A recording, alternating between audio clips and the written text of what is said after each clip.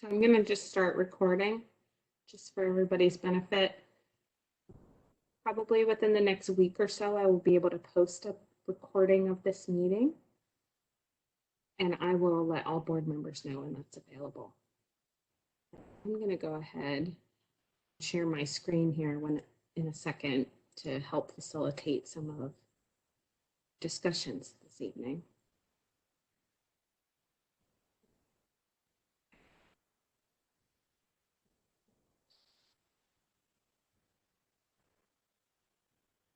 Hopefully you all can see that. Can you see the large? Yes. Right and clear. Good.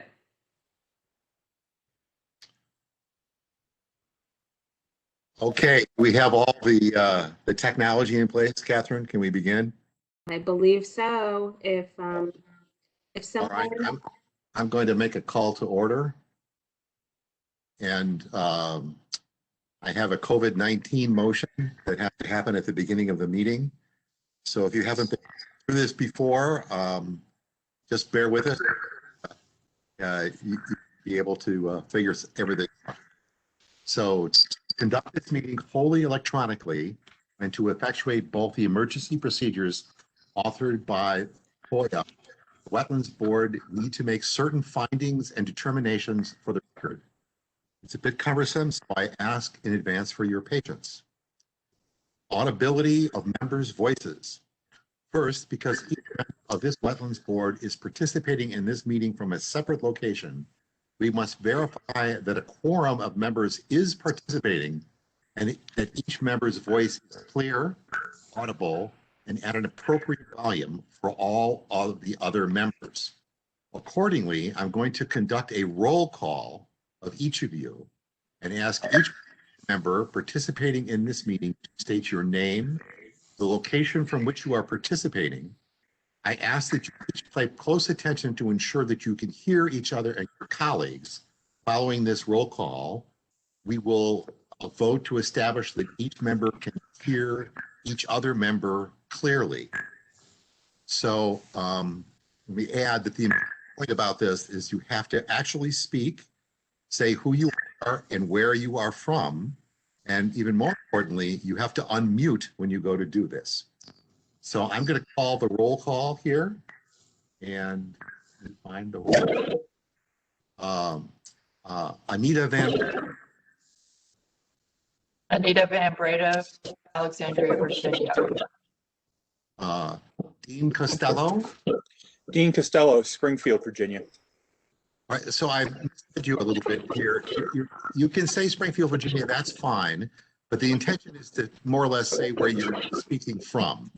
So from say your home office or whatever, that's fine, but Springfield is fine. Mr. Brett Kramer.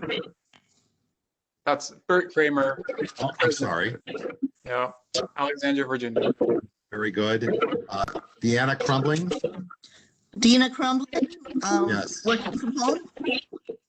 Very good. Leslie Jacobs. Is Leslie Jacobs this evening? Does anyone see her? Is Leslie not with us? Okay, well, let's here. Leslie's on the screen, but not audible.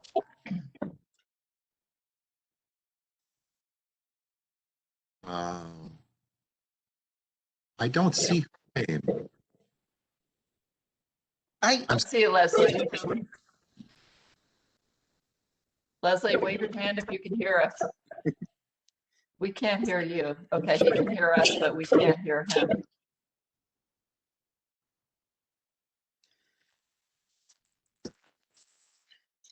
Leslie, I can see you're speaking, but we can't hear you, and we need to be able to hear you for you to participate.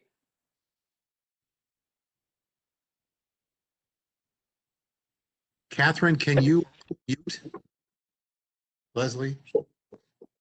yes.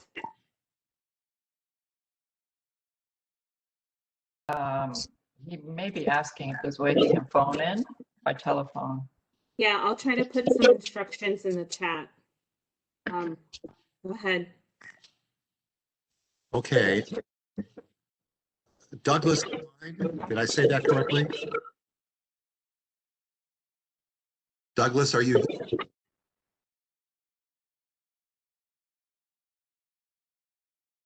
I don't see Douglas. All right. Kimberly Larkin, I don't see him on the list of panelists. so what is our 1, 2, 3, 4, 5 with me? So we do have a quorum.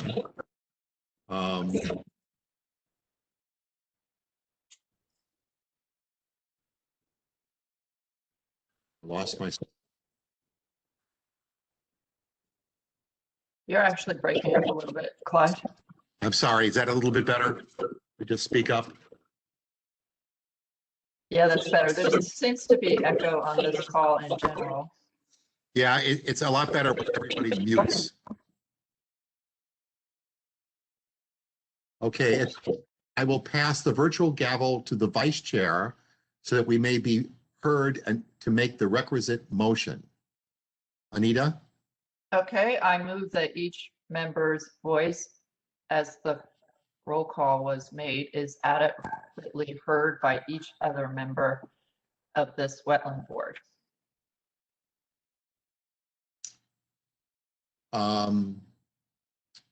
All those in favor say aye. Aye. Aye. Aye. Aye. Anyone opposed? Hearing no opposition or call for discussion as determined by the roll call, we have, what's our count? Caitlin, 1, 2, 3, 4, 5 members of the Wetlands Board are present and therefore satisfy the Wetlands Board quorum minimum. The Wetlands Board bylaws state that at least 4 members are required in the to obtain a quorum. Third, having established that each member's voice may be heard in every other member, we must thus establish the nature of the emergency that compels these emergency proceedings. The fact that we are meeting electronically, what type of electronic communication is being used, and how we have arranged for public access to this meeting. Therefore, I move that the state of emergency caused by COVID-19 pandemic makes it unsafe for this Wetlands Board to physically assemble and unsafe for the public to physically attend such meetings, and that as such, employs unusual procedure which require the physical assembly of the ARB, of the Wetlands Board, and the physical presence of the public cannot be implemented safely or practically. I further move that the Wetlands Board may conduct this meeting electronically, wholly through WebEx, a virtual meeting platform, and available for access through the county website or through phone 844-621-3956 with access code 129-236-6207. Do I hear a second? Someone needs to. Second. Any discussion? All those in favor? Aye. You may simply raising your hand. Aye. Very good. Finally, it's next required that all matters addressed on today's agenda are statutorily required or necessary to continue the operations of the discharge of the board's lawful purpose, duties, and responsibility. It is so moved. Okay. So the Wetlands Board also typically tries to establish a period for public comment. We have a few people here that may want to comment. I'm not going to establish a limitation on their speaking at this time. We run out of time, we may move to close the meeting, but I don't think we're going to have a big issue associated with that. So I'm going to move on. Hey, Clyde, this is Katie Herman. Yes. Could I ask a question? I just want to double check and see if Leslie Jones was able to join us, even on a phone call. There is Leslie, if you're listening, there should be a phone number that you can call in the email that you received with the link for this WebEx. Catherine, can you unshare your screen? Sure. Because that would give me a better ability to see people. There you go. So I see that there are 2 telephone participants. I don't know if one of those is Leslie, but I don't see Leslie on the list of panelists now. He was I don't- earlier. Yeah, if she joins, we'll record that and continue on. All right. So, first, as I think all of you know, we lost Erin Haley this year. And I would just like to take a moment to pay tribute to Erin and all the work that she did. It's quite painful to see her pass away and not be with us. She was a wonderful lady, and I just want to express my sympathy to her family and everybody who's lost. I'll take a moment. Does anyone else want to say anything about Erin? This is Anita Van Breda. Yes. Yeah, thank you for that. And thank you, Katie, for filling in to replace Erin. It was quite a shock to hear that sad news. And I do want to extend my condolences to her family and friends and coworkers. With that, I would like to introduce Katie Herman. Katie, would you like to say a few words about yourself? You're on mute.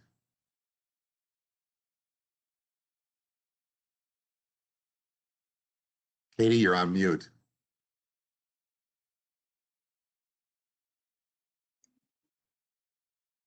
She was having some audio issues as well, so we're all trying to adjust here.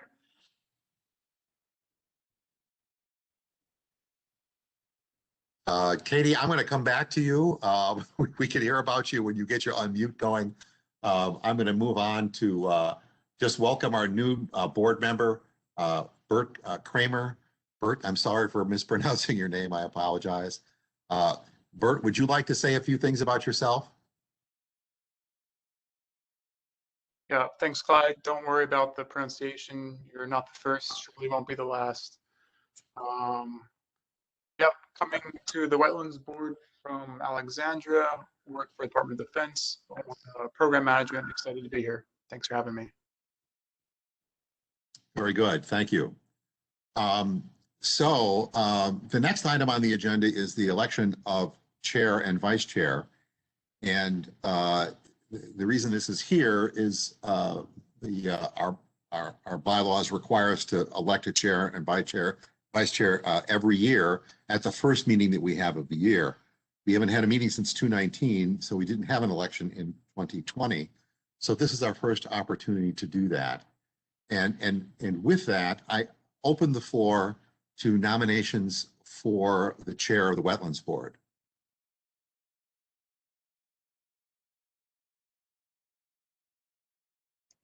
Anyone can make a nomination.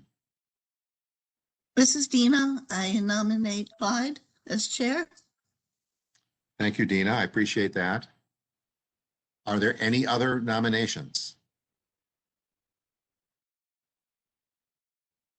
Hearing none, I would close the nominations.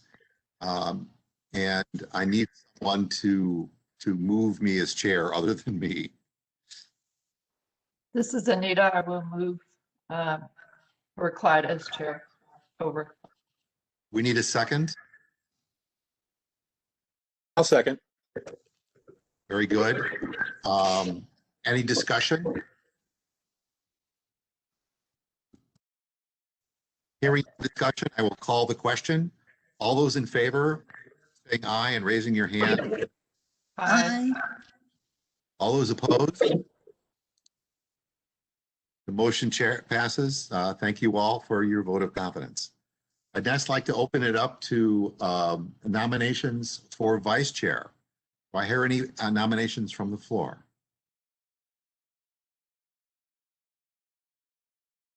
Hearing none, I nominate Anita Von Breda. I need a second, or I guess I don't need a second. Are there any other nominations?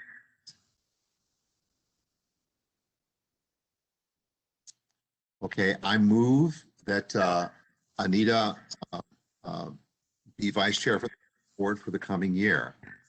For this, I need a second. This is Dina. I'll second. Very good.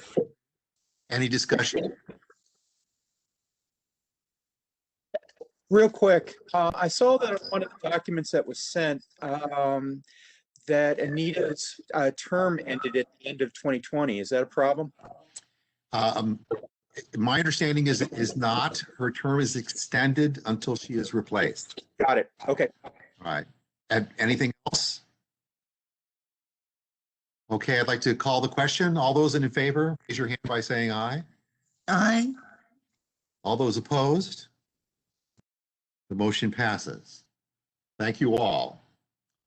So a little bit of a side note for those of you who haven't participated heavily in this in the past, you just experienced a little bit of Robert's Rules of Order.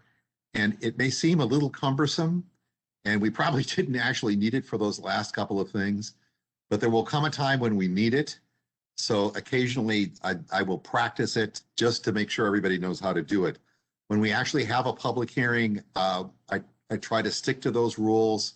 It kind of allows us to proceed in a reasonable fashion. But going on for the rest of the evening, I don't think we're going to have any more votes. So please don't hesitate. Just jump in to speak when you think it's an appropriate time. All right. Let's see. I'd like to move on to Katie's briefing on the new Senate bill. Yes, hi. Can everybody hear me?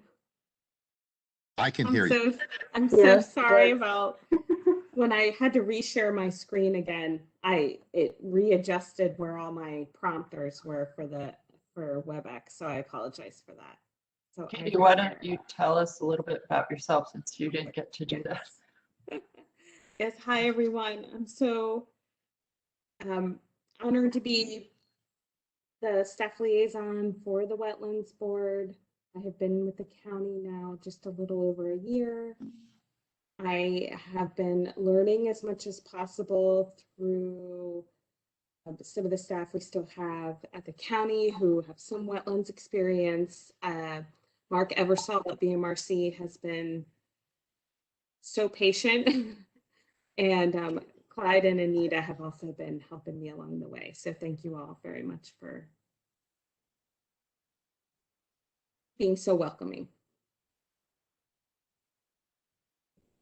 That's a good intro. If anyone has any questions, I think you all know how to get a hold of me. Katie, may I just say a few more words about you and introduce myself? Because I don't know that I've met the Wetlands Board members.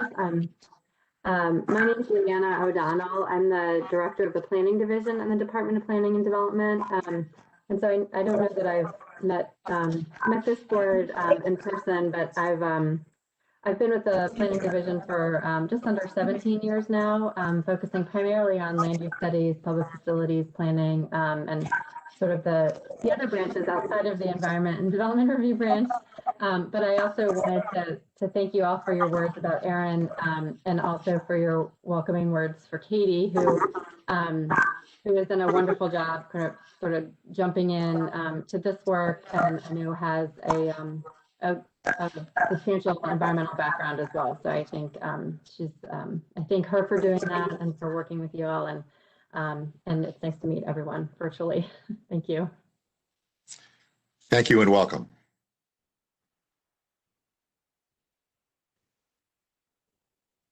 All righty. Well, I will preface this part of the meeting today to say that Clyde and Anita had asked me to do a bit of an update for all board members on an item that has been discussed initially and introduced in an email. So I'm going to walk through some of the highlights of that. I'm going to make kind of a special request, if that's all right, that we hold off any questions so I can get through the next couple slides. I find that this information is pretty iterative in nature, and I think it'd be best if we could ensure that we all have the same information before we start like a discussion, which I'm sure we can certainly have. Feel free to raise your hand if you feel more comfortable raising your hand in in the web app application, or we can just have an open discussion. But as a few of my emails over the last few weeks have mentioned, taking a step back in the context of the living shoreline concept within the Commonwealth of Virginia, 2011 legislation required the MRC to establish and implement a general permit regulation that authorizes and encourages the use of living shorelines as the preferred alternative for stabilizing tidal shorelines. Again, more of the terminology there is related to encourages the use. Again, related to some of the emails I've sent, hopefully you all have read the email from Tony Watkinson at who was the chief of Habitat Management, the Habitat Management Division at VMRC. I think he retired maybe a couple weeks ago. So there's an interim chief, I believe. Randy Owen is his name. And so I sent that information, that memo, to an email to you all on March 8th. And that memo provides a summary of the changes that were passed in the Senate Bill 776 in 2020, so about a year ago. And this essentially specifies the approach and documentation required for permitting living shorelines. So moving forward, a living shoreline approach to shoreline management techniques will be required unless the best available science shows such approaches are not suitable. Even then, the MRC and the Wetlands Board, I believe, will require incorporation to the maximum extent possible elements of a living shoreline approach to permitted projects or into permitted projects. VMRC was recently asked to update their official guidelines associated with the Senate bill to incorporate this legislative change. So that is in process, and that was also mentioned in the email that I sent on the 8th. So as we move forward through understanding what the pieces are that are going to be impacted by this Senate bill change at the state level, as this relates to Fairfax County, I tried to put a slide in here to say that the county is going to be updating two things, and they're shown in these bullets here. And hopefully through my emails, you can see that we wanted to talk about this topic with you all, because at some point we will be updating the county zoning ordinance for wetlands. And that was based on direction from the Habitat Management Division. And as a county, we need to do that in order to align the state code with our county code. So all current and future permit applications will be asked to document the consideration of living shoreline approaches. Let's see here real quick. Okay, on to the next slide. So that kind of takes, oh, let me go back real quick, because even though it's mentioned in all the text, I haven't said it for the recording of this meeting, but we're hoping to move forward with revising the wetland zoning ordinance and a comprehensive plan amendment in the second half of this calendar year. So that's something that staff is working on. I will continue to provide you all updates on that as it comes together, and we would encourage feedback from you all as usual. And then, as I mentioned 2 slides ago, VMRC has been working really feverishly over the past year to revise some of their guidance that they will be using in addition to what they recommend local wetlands boards uses to help understand how to implement this legislative change. I would encourage you to read the draft revised guidance that's out there. It is up for public review and comment through April 16th.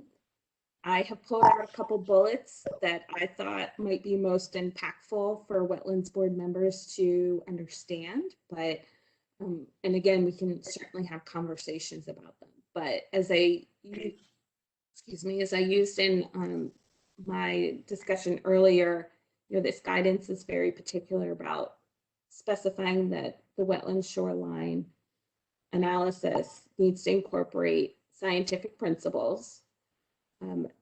We're now going from 12 different types of vegetated wetlands and a slew of non-vegetated wetland distinctions down to just two, vegetated and non-vegetated wetlands.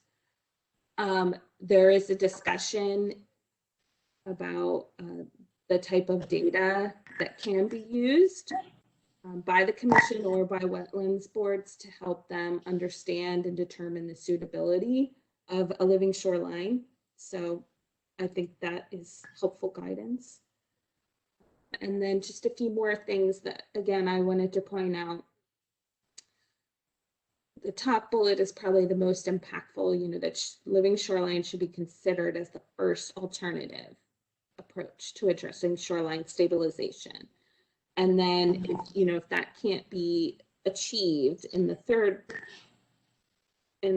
bullet there, if you have an erosion control structure, the bulkhead is an option, but the rock placement or riprap is, is a preferred alternative as well. But obviously, it's not going to be meeting the shoreline stabilization objectives that a living shoreline would offer. And then there is a note also that in the last bullet they're talking about if you've got a non-living shoreline project that you're recommending, that there are some water quality impact documentation that needs to be, permits that need to be filed in addition to a wetlands board permit. So lots to kind of unpack there, and I mean, as you all review this information, you may find additional items that give you pause or bring up some questions. If you want, Clyde and Anita, we can go ahead and I was going to ask. We also have Mark Eversole with us here this evening. Mark, would you like to add any other comments to what Catherine just went through? Yes, good evening, Mr. Chairman. It's nice to be with you all this evening. I think one thing to include in what Katie's been talking about is she mentioned House Bill 964 back in 2011. And at that time, the General Assembly stressed that living shorelines were the preferred alternative. And they asked VMRC to provide general permits that are easier to get through for applicants to encourage them to use living shorelines. So in 2015, VMRC developed our general permit for living shorelines Group 1, which was for small sites with less than a half, I think it was a half mile fetch. In 2017, we developed the general permit 2, which is for larger bodies of water, where you have a fetch of up to 1.5 miles. So we've been working on this, but I think the General Assembly was maybe not pleased with the success of of having enough living shoreline. So this year they did mandate that living shoreline were to be considered the first alternative. So I think Katie did a good job of going through that.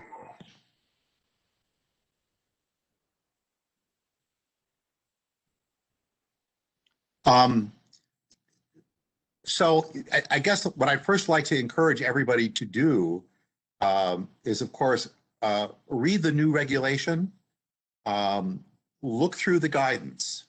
I've been engaged in this for several months now, so I've kind of developed my own view and understanding of things. The VMR staff has given me and Anita, as well as Catherine, briefings on it. There's quite a bit to come up on. Now, on the agenda here is the discussion of Wetlands Board's comments to VMRC. VMRC has, reached out to us. They would like our comments. However, it's not my intention to ask the board to develop comments as a board. That's for a couple of reasons. One, we probably don't have time to do it. And secondly, I don't think that the county would authorize us as a board to comment on this. I think it's something that is probably best done as individuals. So what I would like to do is just briefly discuss the outline of comments I'm going to present. I would like to hear any discussion anyone might like to have on that. Catherine, how do I take control of this screen? Or can you, probably better for you, can you pull up the draft letter I have? Sure, if you give me 1 second. Well, I'll let you continue with that. Go ahead. Okay. So let me just sort of mention that I've got, what are they, 8 items, areas of comment. And as I go through these, I would encourage you to consider whether you would comment in that area. And when you read through documents, you can think about whether or not that is something you would comment on. The first comment is to establish what VMRC is developing as guidance and not regulation. This may seem like an arcane thing, but I believe, well, let me back up a second and first say, I really think we as the Wetlands Board can do this. I think there's enough experience on the board. We can look at a site and pretty much know whether a living shoreline is logical or not. And with just the advice of VMRC, I really believe we can do this. I absolutely believe we can do this. However, we do have a regulation now, and we have to be careful to follow that regulation. Understandably, an applicant could object to what we do if we don't really follow the rules. So most of these comments are really about making sure that the guidance clarifies how we're going to operate and correctly. So the first area of comment is the establish the role of guidance. The Commonwealth has some very particular rules about what constitutes guidance, what constitutes regulation, what constitutes law. And the document that's being produced here is guidance. And the thing to know about guidance is that an applicant or a board can vary from that guidance if they have a good reason to. Now they have to, establish it. There has to be data for it. But frankly, there's no reason for a board if there's no flexibility in interpreting the guidance. I've got a longer comment about that, and you can read that and decide if that's something you'd like to cover or not. Another issue is really a problem with the way the law was written. If you read the law literally, one interpretation, not the only interpretation, is that the real decision for whether a living shoreline is needed or not is in VMRC's hands, and the Wetlands Board only accepts information on it. Now, I don't believe that is VMRC's position, but I would like them to clarify that in the guidance rather than just leave it sit there. And my understanding is several other Wetlands Boards have made the same comment, that the regulation reads as if the Wetlands Boards are out of this decision. But that does not appear to be VMRC staff's position. I just would like them to clarify that. Thirdly, the guidance does not have a flow sheet in it. How an applicant goes from A to B to C. This may seem like a process thing, but we really, I think, need them to do that. We have forms for making an application. I would like VMRC to update those forms to provide the applicants with the very specific information that VMR thinks that is needed to go into an application. So this really has to do with the idea that the guidance that has been produced refers to several other documents and other entities, agencies for what establishes the best science. Those documents are very loose guidance. They're not a clear do this, do that. So I think asking VMRC to have a good application guidance would be very helpful. Mark Eversole just mentioned that VMRC does have 2 living shoreline regulations. The one for larger living shorelines seems to establish that where a fetch exceeds 1.5 miles, a living shoreline is not appropriate. That does not seem to be written anywhere in the guidance, but it is in the regulation.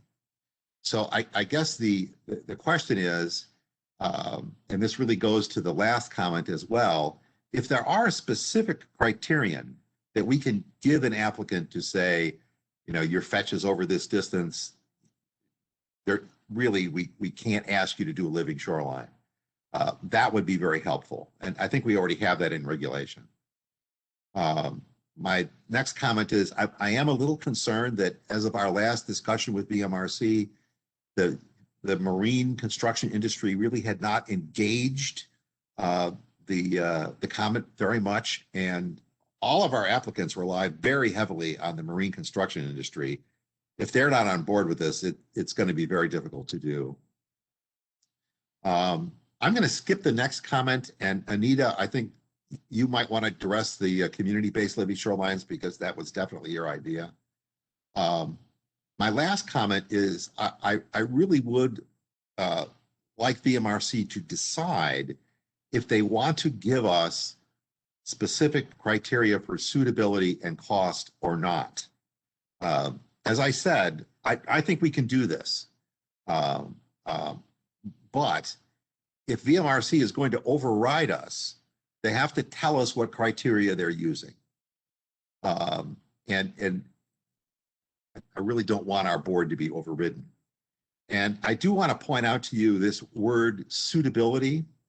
The regulation in the law doesn't say living shoreline should be applied wherever feasible. They use the word suitability.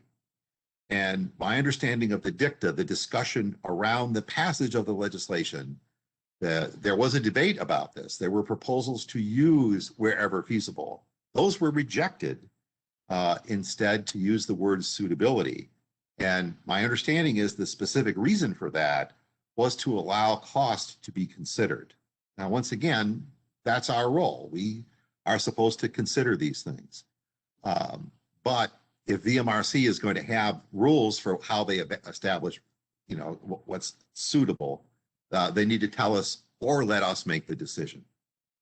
Anita, I'd like to hand it over to you to discuss the community-based issue.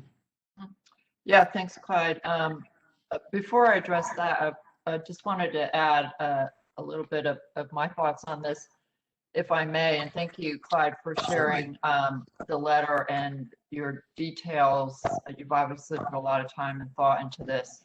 I think my overall comment is I'm pleased that there's more emphasis on living shorelines and on facilitating living shorelines and sending messages to homeowners, to landowners, to the marine construction industry, that this is important, and that we should encourage and facilitate living shorelines to the extent possible and appropriate. I'm glad that Pam is here tonight to maybe help us understand your question around how much of this potentially takes responsibility or decision-making out of the hands of the board, either intentionally or unintentionally. I'm not sure I quite share your optimism for the capacity of wetlands boards, broadly speaking. I'm sure all wetland boards are mixed in terms of the level of engagement and experience. So I think it's quite a large responsibility actually to make these kinds of decisions. And so additional guidance, more expertise, I think would be helpful. Although I agree some clarity around some of the issues that you raised are important and would be helpful. The question about suitability, that I have always found that interesting in the sense of how are we deciding around the cost factor and whose cost factor and what are the cutoffs of that? So I think that needs a little bit more attention or explanation to help the board members understand and make those kinds of decisions. So like you, I have different thoughts and considerations that I will share in a letter as well. But as I understand you, you're guiding us as all, as individual wetland board members, to carefully go through this and to submit comments individually rather as a board. That community-based living shoreline was something that came up in a conversation that we had with Mark and colleagues. And it's just my perception, based on work that I do elsewhere along these lines, that there is some limitation in terms of scale and scope of the impacts and the benefits that living shorelines can provide. And most of the interaction at the wetland board level that I've experienced has been an individual homeowner's domain and property, and that's difficult enough. And I think that making living shorelines at a larger scale presents some efficiencies and effectiveness that if we had a way, or the state had a way to try to promote, facilitate, support living shorelines at a larger scale rather than a homeowner by homeowner process, that would be a good thing as well, and that would make a positive contribution. I don't know the answer to that, but I do want to share that with all the authorities that are looking at this and making decisions. Thank you. I'd kind of like to open it up now. Would anyone else like to comment or ask a question? There we go. Clyde, quick, when you were talking about there's been limited engagement with the construction industry, do you have a feel for exactly how limited that is? Because I don't even have a feel for scale for how many of these entities exist. Oh, there's quite a few. There are quite a few marine companies. We not atypical for us to see 2 or 3 different ones over the course of a couple of years. There's many more active, of course, people in the tidal areas of the state. And our comment about this really comes from talking to the VMRC folks, that they really haven't heard a lot of that. Now, you know, I will say, do seem to be aware of it, because if you go on their websites, you see that they're anticipating this change and they're talking to people about, you know, we're going to sell you a living shoreline. So from an advertisement, people, they seem to be out there, but I haven't seen them try to comment on the guidance at all. So are you aware of any kind of, I guess, outreach, for lack of anything better, to individual companies or to some kind of trade organization or anything like that? So that might be a good question to throw to Mark. Mark, are you out there? Yes, sir. You are correct. When we spoke with you, Randy and I did a couple of weeks ago, we were hearing more from localities and individual homeowners, property owners. But I do understand that the comments are rolling in quickly now. And in fact, we've extended the public comment period to 2 additional weeks, because I think we see that the comments are picking up, more are coming in. As VMRC staff, as we travel around the Tidewater area, attending wetland board meetings and talking with contractors and agents and design engineers, we are asking them to, you know, please send in your comments. So I think really the contractors, I think, have been too busy trying to keep working to think about it yet. And I think maybe we're starting to get their attention and they know they need to weigh in. So I hope they are. I would also like to, if I could take another minute, I'd also like to say Please do. I agree with the chairman's comments that we at VMRC do think the board needs to make the decisions. VMRC does not need to be, we do not want to be overturning or remanding decisions back to the county. We think the wetland boards can do this, and we think that they're struggling. The wetland boards all over the state are struggling with this, but they're finding their way. And I think as long as, you know, if a wetland board approves a project that does not have any living shoreline components, I think as long as you have discussed it and made your decision based on several options, I don't think you can make the decision on fetch alone. And I don't think you can make the decision on the cost of the project alone. But if you have discussed several facets, several different ways of looking at this project, and you determine that maybe riprap or a bulkhead is needed here, I think VMRC is going to rely on you to make those decisions. I can't speak for the commission. You know, we still have to have our public hearing on these guidelines, and then the commission hopefully will adopt them.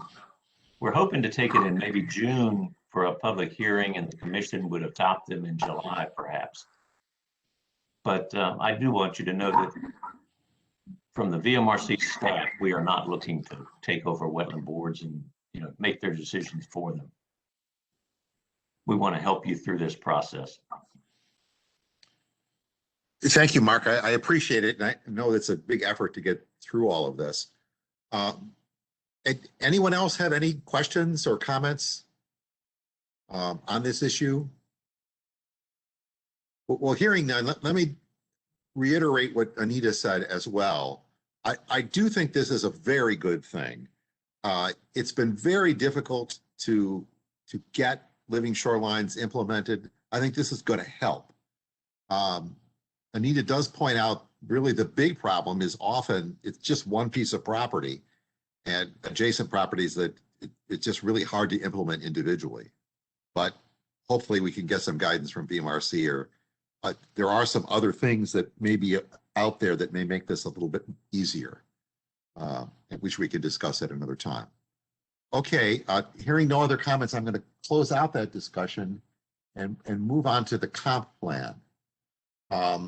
So at our last meeting, the board assigned a subcommittee of 2 people, myself and Anita, to study and develop comments on the comprehensive plan.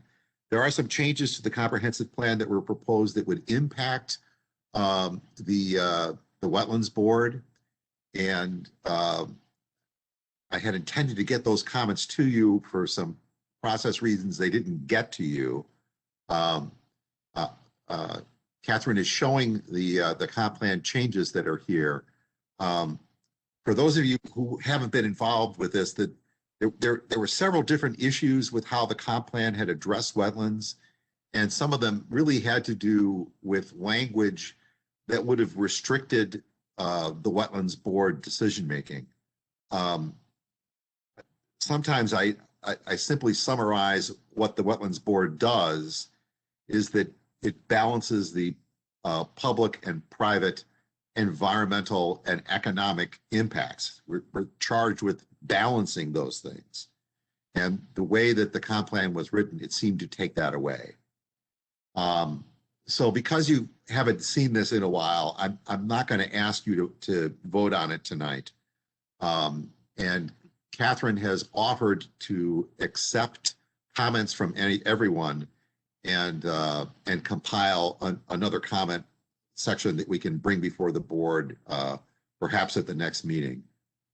With that, does anyone have any comments or discussions they would like to have on the comp plan comments? Chairman, this is Katie again. I put together just a couple slides if it would be helpful for folks to see the actual portions of the comp plan, policy plan that we're discussing and looking at, just to help maybe give a little bit more background as folks take some time to consider the latest. So I'd be happy to talk through some of this if it would help. Would other members of the board like to hear this? I'm seeing nods, so please go ahead. Okay, all right. So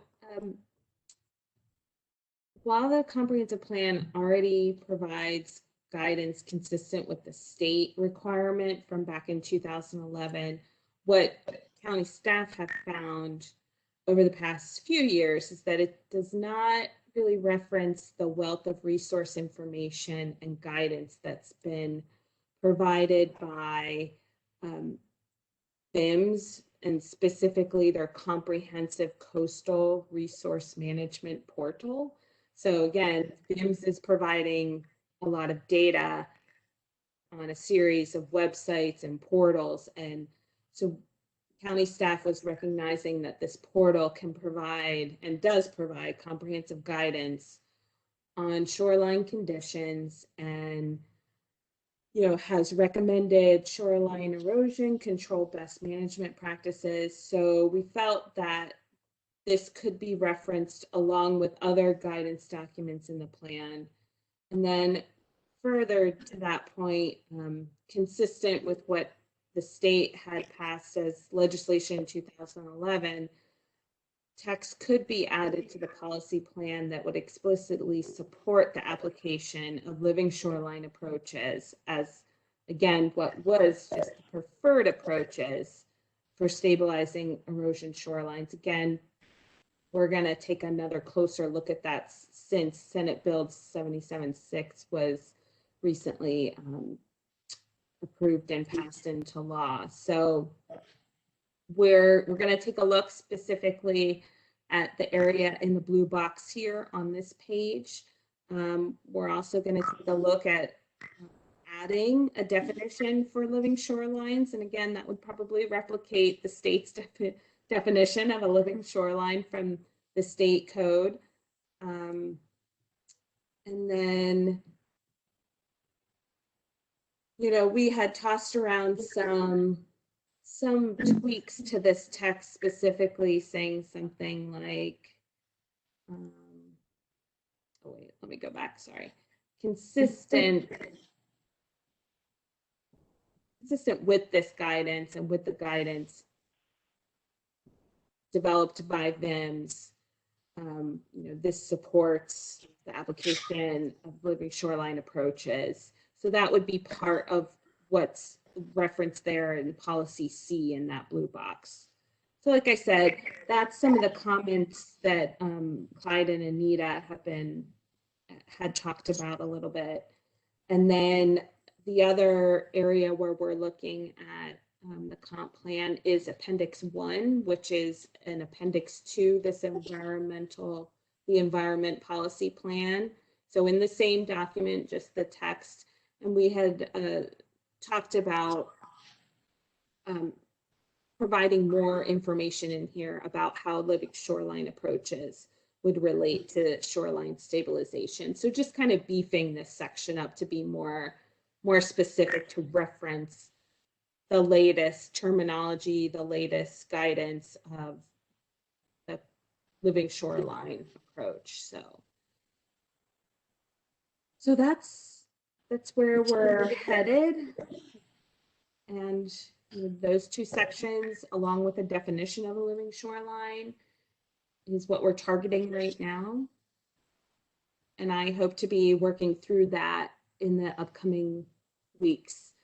Because like I've said in a previous slide, we're hoping to, coordinate with the Board of Supervisors on some of these items in the update to this policy plan here, hopefully within like the next 6 months or so.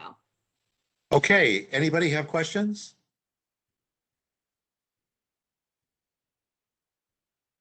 So Catherine, we're really putting you on the spot here tonight. You've got a whole set of future and potential permit applications to go through here.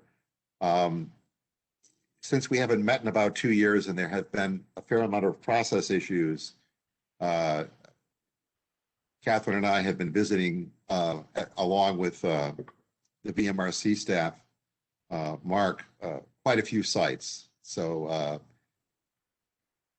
I'll let Catherine describe these. Let me mention that some board members in the past have wanted to know about projects before they just show up at a hearing. And this is intended to give you some background information about what's coming up. Correct. Catherine. Sure. If I could actually, before I start on this, there are a couple updates that from a staff perspective that I wanted to mention to you all. I did reach out to some contacts within the mitigation fund for the wetlands fee. And currently that total in that fund is about $64,000. I believe that's something that Marion Welton used to provide you all annual updates on the status of that fund.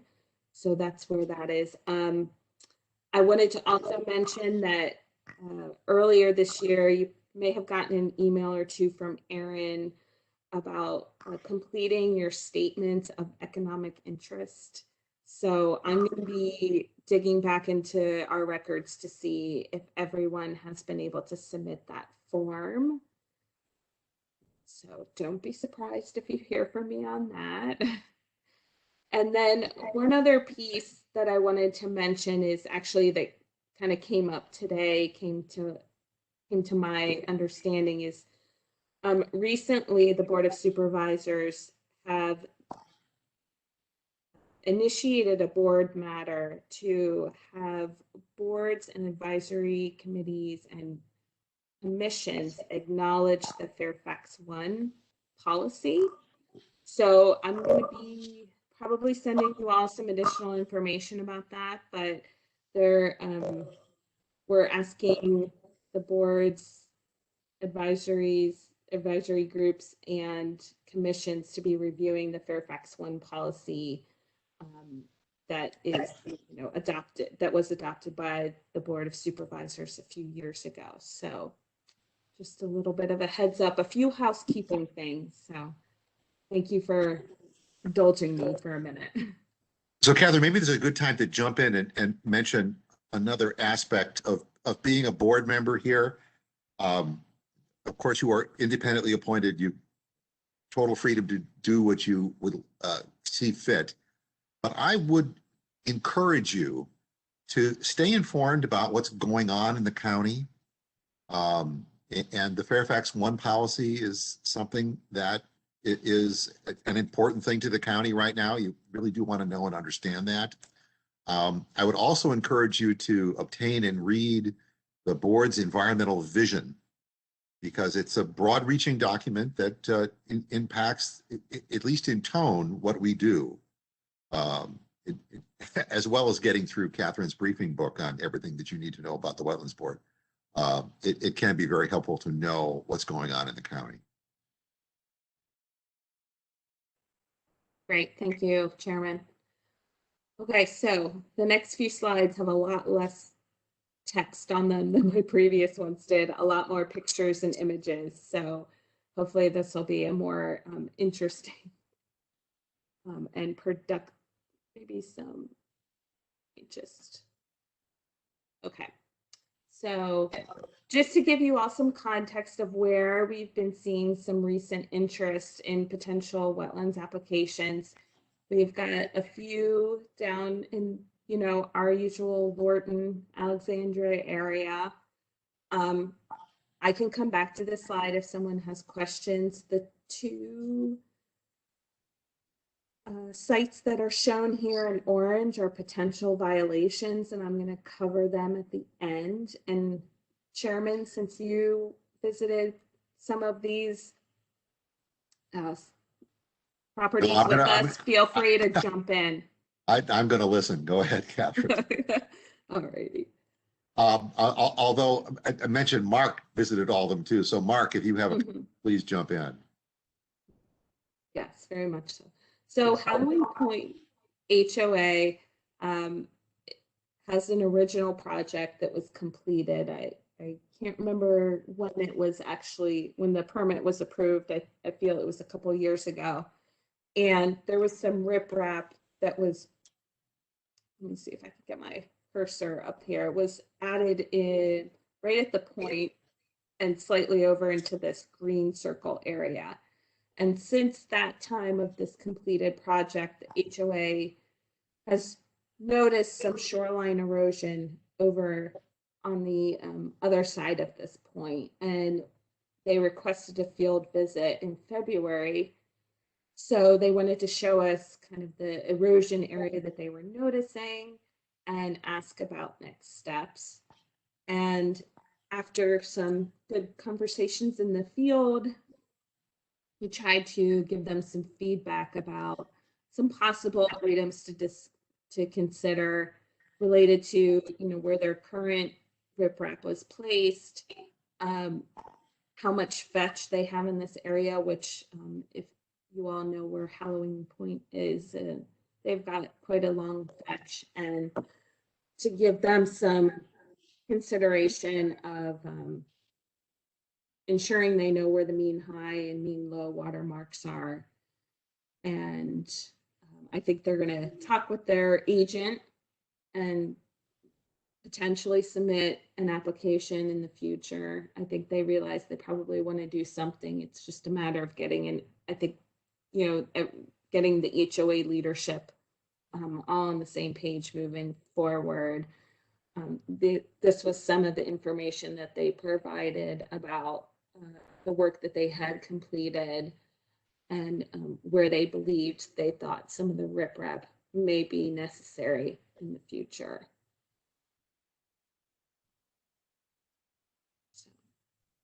So I will jump in here. This is a location where they could potentially put an extension of the jetty landward and stay off of our jurisdiction, and kind of following the idea to try to put, you know, measures above the actual jurisdictional wetlands. However, to do that, they're likely to lose some of these trees. So it's one of these conditions where there is some judgment required. Right, I would agree with that. So I think at this point, there's nothing for the Wetlands Board to act on or even review or take a look at to get ahead of this. We're waiting on the applicant to, or potential applicant to actually submit a permit here. The next one is a more recent potential permit that we've got in. They're proposing, this is an individual property owner, they're proposing to construct a pier with a boat slip. And I believe the MRC has signed off on those aspects of the project, but and there's been a couple resubmissions of information related to the permit. We're going to try to have a site visit here in April, early April, hopefully, to take a look at what's really what we can see on the ground. I did a little research and tried to find some pictures of really what this location might have in store for it at the shoreline. And, you know, I see some vegetation, but we're going to see here in a couple weeks really what the current landscape is like.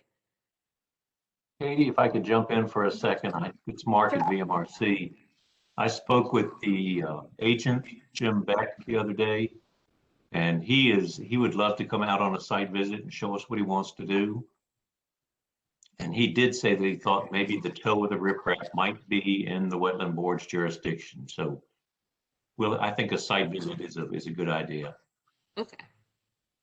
Yeah, I would agree.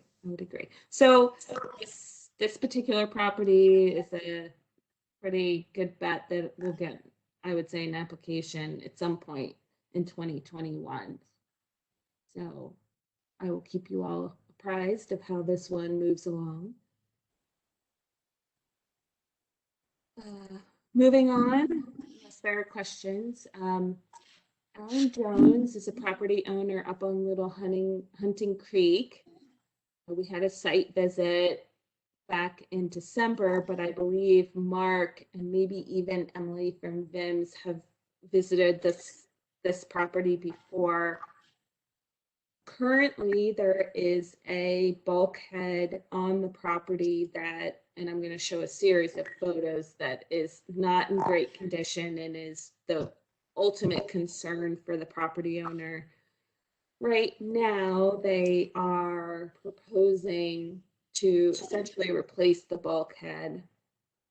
And while that makes sense to the homeowner, and obviously we don't need to talk through all the details of this property, this permit today. This is a fairly vegetated area of Little Hunting Creek, and we did speak to the property owner about a living shoreline concept when we were there a few months ago in December.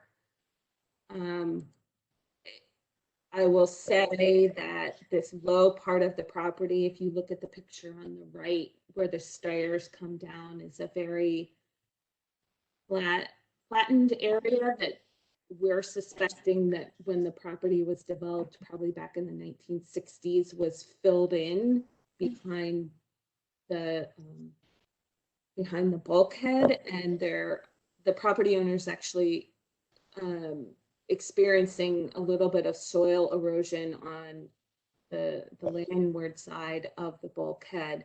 So there's a lot going on here in terms of just a solution needs to be discussed, and we need to try to help the property owner determine the best solution with their agent. We did get feedback from VIMS, like I said, in December, that there's quite a bit of subaquatic vegetation here as well. So it would be a really great potential living shoreline approach. The applicant and their agent have submitted a couple plans, like the one you see on the screen here. And the county has sent a couple letters over the past few months asking for additional information. One important piece that we've asked the applicant to include is a written justification or documentation of why living shoreline is not being proposed as of yet. So right now, currently, this is back with the applicant. Like I said in my notes here, that the status is that they resubmitted a sealed survey, and we sent a letter a few days ago asking for some additional information. So if anyone has any questions, feel free. This is probably one that will continue to be part of our group discussions. I have a question. What is a sealed survey? A sealed survey, a sealed field survey verifying the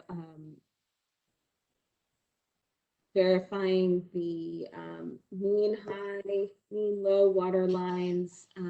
They will verify the topography of the site, where all of the hardened structures, including the building. So pretty much they verify everything that you see in color on this map, and then it's sealed by a licensed field surveyor by the Commonwealth of Virginia. So someone who is a licensed professional in the industry of land surveying. Okay, thank you. This one's a little interesting in that when the applicant's agent turned in the original site plan, they showed mean high water way up landward of the bulkhead. After we went out and met with the landowner, he hired a surveyor, and the surveyor just turned in a second site plan that shows mean high water and mean low water in drastically different locations. So that's where we are on that one. We're back almost to square one, trying to figure out exactly where the mean high and mean low water are.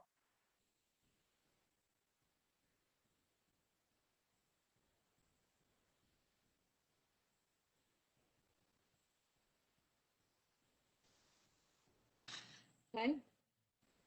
Moving on. This property, let me make sure I didn't skip one. Thank you. Matthew Diamond is a property owner, also on Little Hunting Creek, just a little bit further down from Mr. Jones, the previous property owner. So a little bit down closer to the mouth of Little Hunting Creek.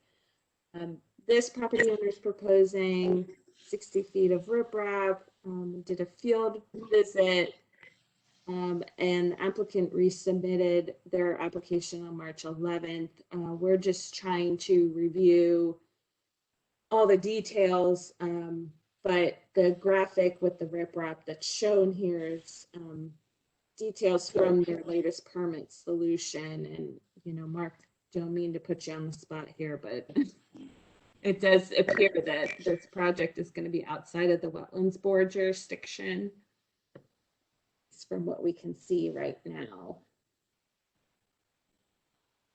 And our site visit, we were out there just about at low tide, Mr. Chairman. I believe you were with us on this one. Yes. And it did seem to indicate that at mean low water, there was still water up against the bulkhead, which would indicate there are no tidal wetlands in front of that bulkhead.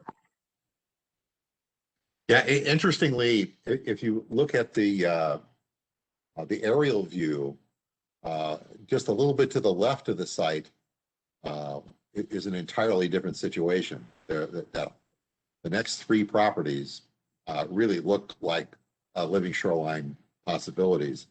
But this existing seawall, which I don't think it's actually failing yet, but it's getting close, essentially keeps it out of our jurisdiction. So it's all yours, Mark. Glad to take that one off your plate. Yes.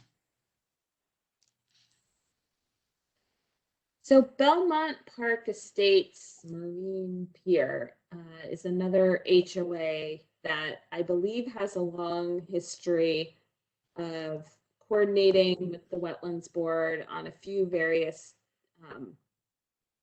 actions, I guess, that they wanted to take along the years.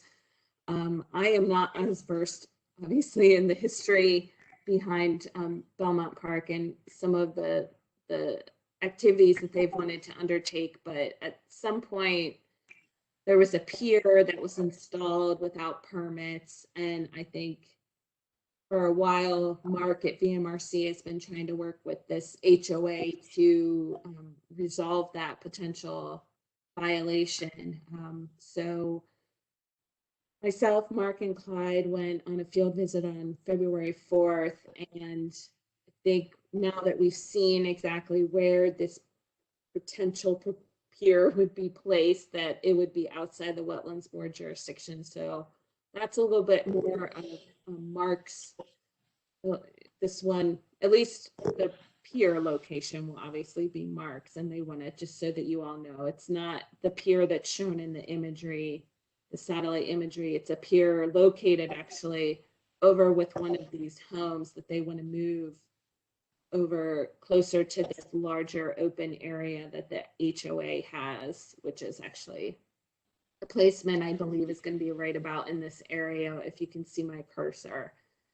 But while we were there, we had a really detailed and in-depth conversation with the HOA representatives about some need for erosion shoreline along this open gathering area that the HOA uses from time to time. Again, we discussed all the different options. This is a longer fetch area, I believe. So this site may benefit from a few approaches, some a little bit of a harder construction, but also with some living shoreline approaches woven into it.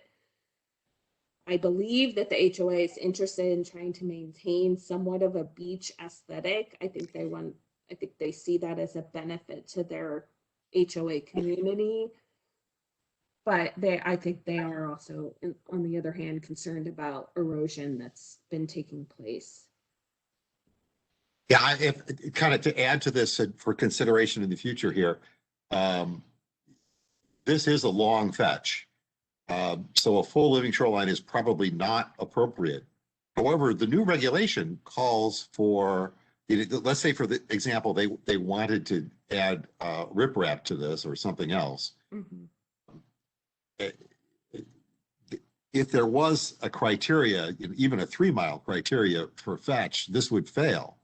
But the regulation still calls for elements of a living shoreline.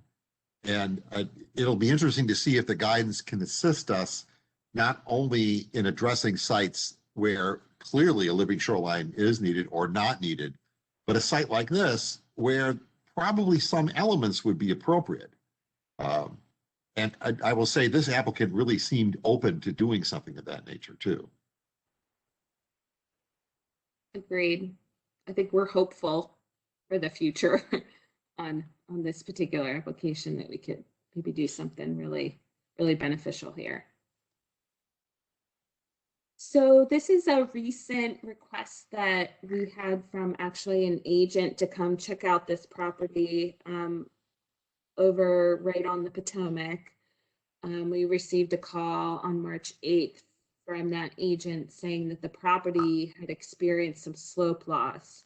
And initially they said that they really wanted to have some consideration for an emergency permit, which after Mark and I did some digging is not something that typically is done unless there is a significant storm system that comes through and causes quite a bit of damage in an area in the Commonwealth. So, but nonetheless, we went to go take a look, and Kim was able to join us from the board. So I believe she probably has all of her own photos and can maybe give some thoughts on this. But we did hear from the property owner that they started to notice this issue back in December 2020. So we're starting to get a little bit of a different story, but right now their agent is hoping to, I guess their potential agent is hoping to sign a contract to do some work to stabilize this slope,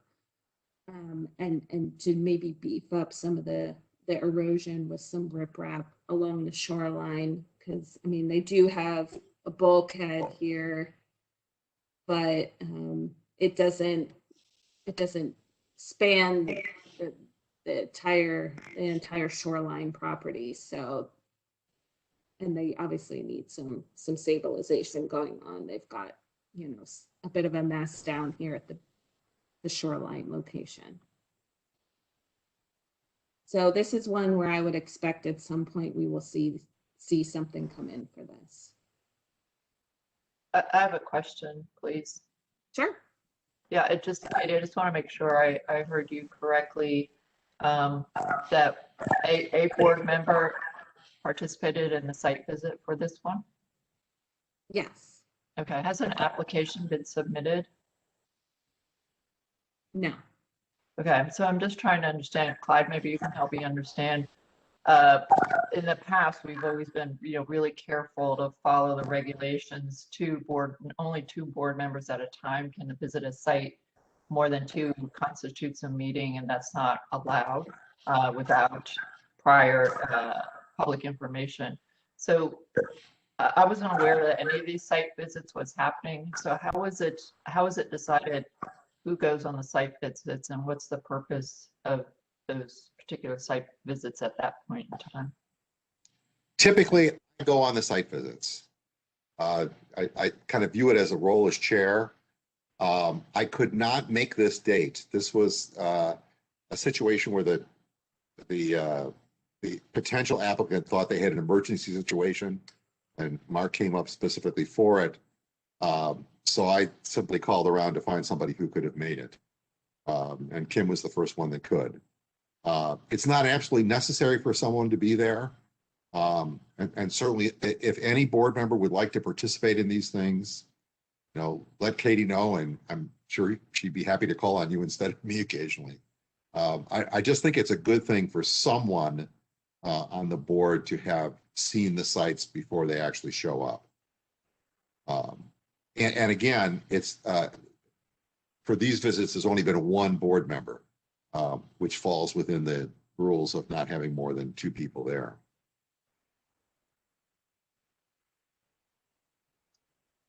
Okay. Maybe we'll want to in future just kind of update the processes there so it's transparent to everyone. Yeah, so let me just state that. Would other people like to go on these site visits? But I think we need to have a system for knowing about when they're going to be taking place and, who's available and kind of how to participate if people are interested or available. I agree it's helpful to have people to be able to look at these things, but just so that we all know when there is a need for that, and then we can make it known whether or not we're available and able to participate. All right. Well, it's all right with the board. I will try to work something out with Catherine to give notice of these things and offer people the opportunity to visit if they so desire. Yeah, that sounds good. Sure. All right. We have Chairman, much- with the application actually being submitted. Very good.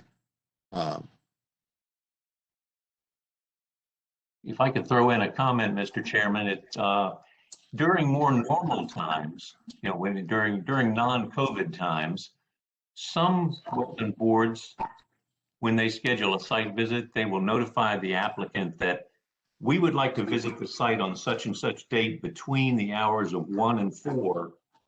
And that gives, several wetland board members the chance to go out and see the site at different times. But it's, it only ties the homeowner down to 1 day of being at home if he wants to talk to people. Right. Just another way of looking at it, gives you more options. Well, Mark, we do that when we have an actual applicant and it's going to go to hearing. Okay. If it's going to go to hearing, that's exactly what we do. This is more the initial visits that Catherine and you do. Frankly, the previous board chair did as well, when there was an opportunity to see something they knew about it. But I'm happy to work out a system where any and all board members can participate in these site visits. Yeah, that does make sense. And that the initial site visit, often there are changes between when we do that visit and it comes to the board for a hearing. So you're right, you may want to wait till later in the process before all of the board members go out and take a look. Oh, good points. Okay, so that wraps up the potential permits that we might have coming in here. But we have 2 potential violations, as I had mentioned in that slide that showed the locations of all these properties. So I'm going to move on to talking about one of them. So the images that you see here is a home, again, out on the Potomac. These are the before, what I believe are the before photos. I found them from a real estate listing, so I believe they are from 2008, or no, 2018, 2019. This was a application that I believe came in as kind of like a draft, maybe in 2020. And, we had some correspondence with the property owner and the agent in 2020. I know Mark's office at BMRC sent a letter at some point asking for additional information. And so as I was coming on to the staff liaison role, I was trying to reach out to property owners who had submitted a permit, but maybe we hadn't heard much from them recently, to follow up and see where things were. And we went on a site visit on the 24th, and whoops, the project is complete. So what they initially proposed was regrading the vegetated bluff there, and then some riprap, and I can't remember, Mark, if the pier was included in the permit. I think it was. Yeah.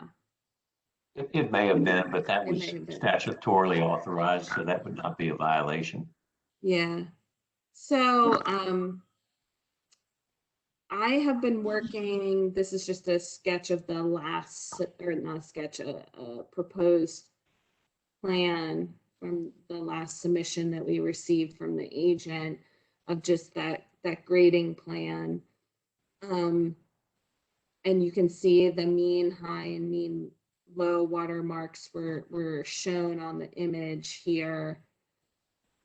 So right now, what I am doing is I am working with our land development services team to determine from their perspective what they saw for any permit violations in terms and related to the RPA and water quality, other related water quality permits.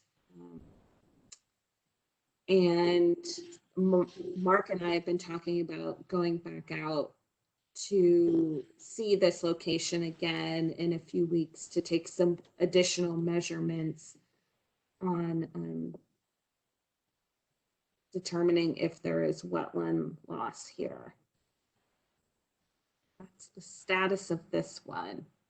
So Catherine, before you leave this one, Yeah. you have anything else to say about this one? No, go ahead. So the other aspect of this is the contractor and the applicant that was there informed us that they had sent applications into the county, but they never received a response.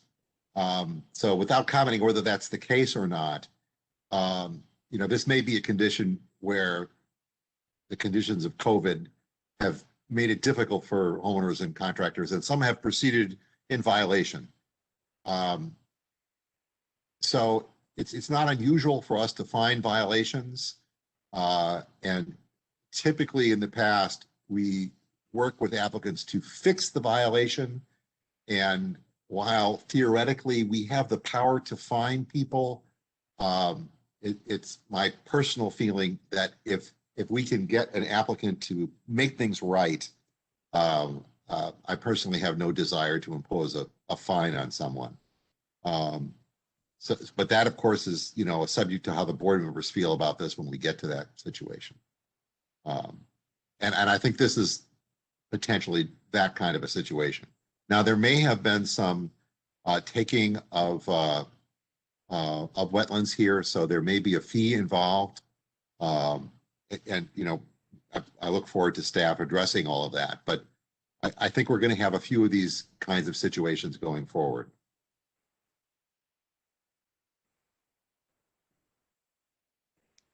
Catherine, back to you. Okay. And then the other potential violation that we found, again, was a similar scenario where we were trying to follow up with a property owner that we hadn't heard much from. This is, again, from a snapshot from when the house was, I think, trying to be rented in 2019. And it shows a bulkhead that's in rough shape there. Mark, you can correct me if I'm wrong, but I believe they submitted a permit in early 2020. That's right. They submitted an application right about the time of the COVID shutdown. So Yeah. no site visits were being done then, and things were pretty much in limbo. Right. And I believe we had some conversations with the property owner at some point about they submitted very little, I believe, in their initial permit. And that, so then we kind of talked them through what was supposed to be included.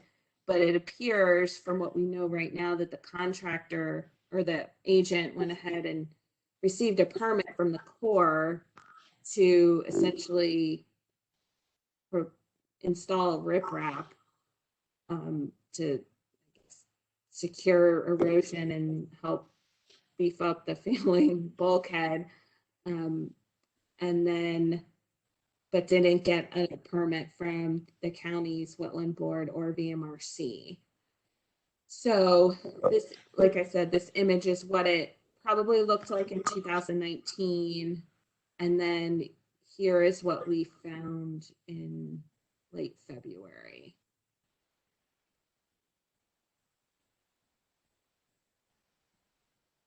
So yeah, I mean, it's the width of the entire property or the entire shoreline along the property. We believe that the low tide line was up to the top of the bulkhead. Essentially, the whole area's been filled with riprap.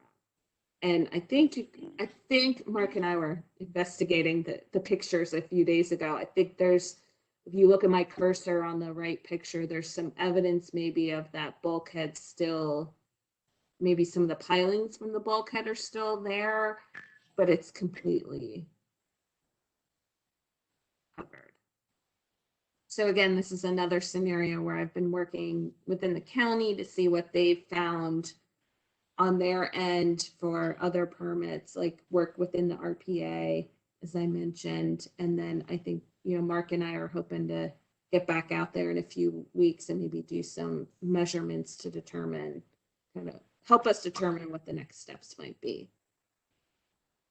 Mark, correct me if I'm wrong, but this one's a little different than the previous one, isn't it? Did they actually make an application to the Wetlands Board?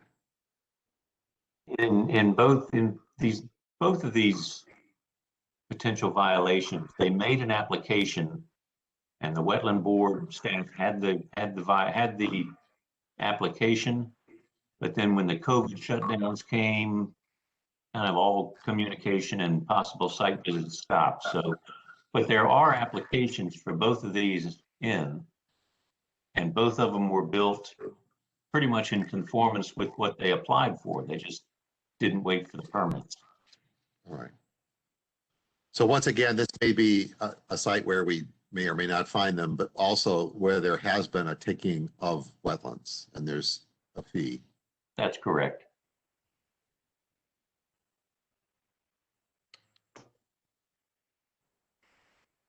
So that's it for my discussion on potential permits that we might see in the future, potential violations.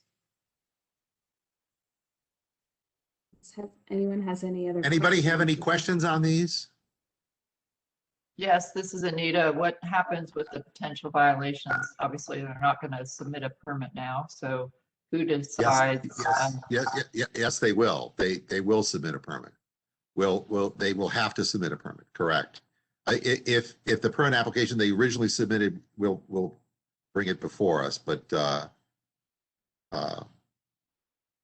okay, so for applications that are pending, the job's already complete, that process just moves forward as though that they hadn't completed the work already. yes, but when you say that, we have a time limit on how fast we have to react to these. I think some more thought's going to have to go into that. You bring up a good point. If they did complete an application and it was approvable, they have been past being able to act on it. Well, I don't think either one of these projects, I don't believe that the county wetland board staff ever deemed these to be complete. So it means your time clock would have never started. So yeah, there are applications in, but they did the project before the permits were issued. Right. So back to that. I think we're going to have to work out how we get these, Anita, but these, I think they are going to come before us. Yes. So what I understand for my next steps, which may help influence how you all keep considering these as we move forward in this calendar year, is, like I mentioned, I need to do a little bit more field research to figure out really if there is wetlands loss here, and documenting what that loss would be if this work was still ongoing, and I would immediately have filed a stop work permit or stop work letter to the property owner because they were doing work without a permit. I can do a similar letter to ask them, because work was completed without a permit, that provides them information about now they do need to finalize their permit application. And so they need to still continue, and we are going to continue to ask them to submit that information so that retroactively a permit can be on file for this work. And then I can prepare additional information that documents really what kind of, if any, wetlands loss was experienced here. And that will help inform you all on next steps if you want to hold a public hearing, to have the agent, the property owner, come forward at some point in one of your board meetings to discuss that what occurred.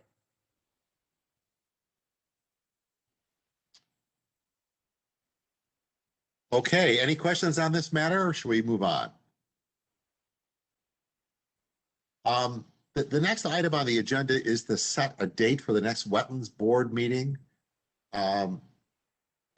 Catherine, do you have a feel for when you think we might need another meeting? So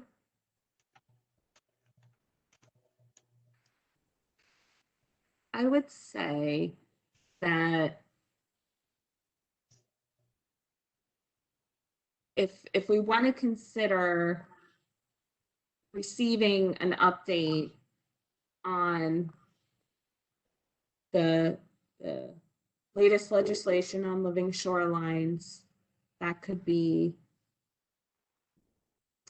a substantial reason to have another meeting moving forward here within the next few months. It's a little hard for me to know exactly which permits may or may not be completed between now and the next 4 months, for example. I think maybe. Mentioned you think that BMRC may adopt guidelines in July? Is that right? I think June or July is a good estimate.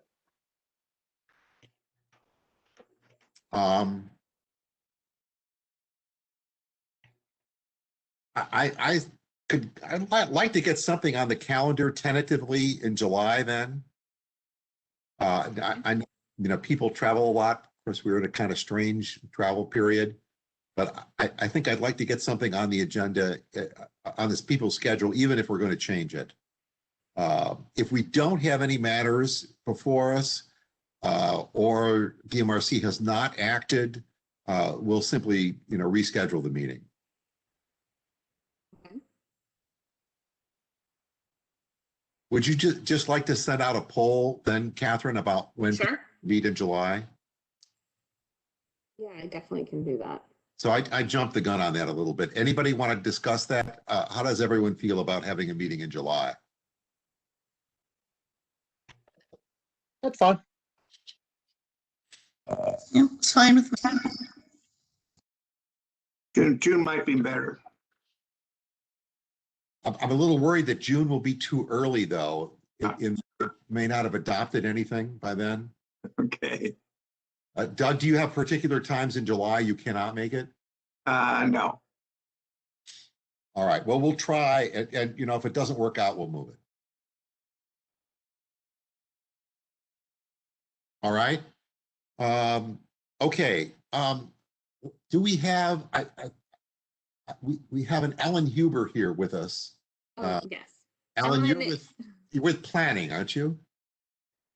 Yes, Ellen and I work together in our environmental and development review branch, and she's on the line just as backup in case my internet fails. So. Thank you, Ellen, for putting up with us. I appreciate it.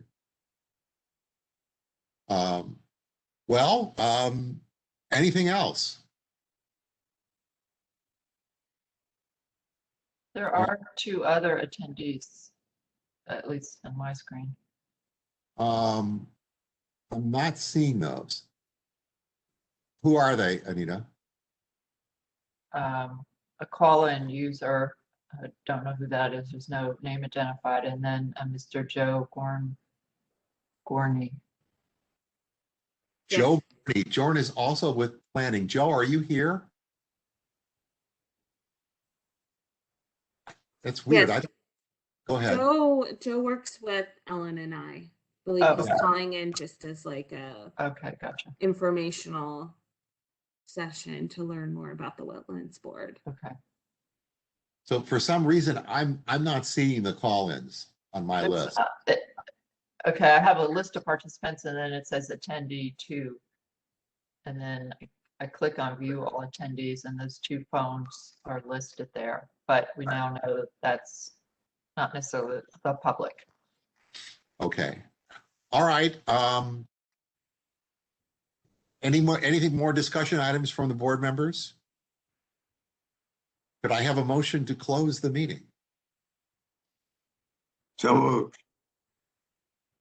Second, Second.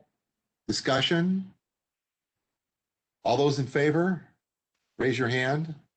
Say yes. Yes. All those opposed? Motion, the meeting is closed. Thank you, everyone. Mr. Kramer, this is much more difficult than it normally is. I tell you, it's a heck of a lot better to do these things in person. And hopefully, maybe by July, we'll be able to do that. Who knows? Clyde, this is Dina. I just want to say I really appreciate you're doing this, and I know it's so hard. It's not terribly hard. You just have to show up.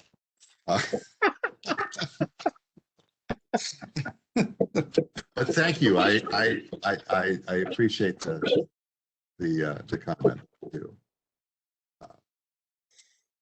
All right. Hopefully everybody's all right. Stay safe, everyone. And I look forward to seeing you all before July. Take care and good night. Thank you. Bye-bye. Thank you, everyone.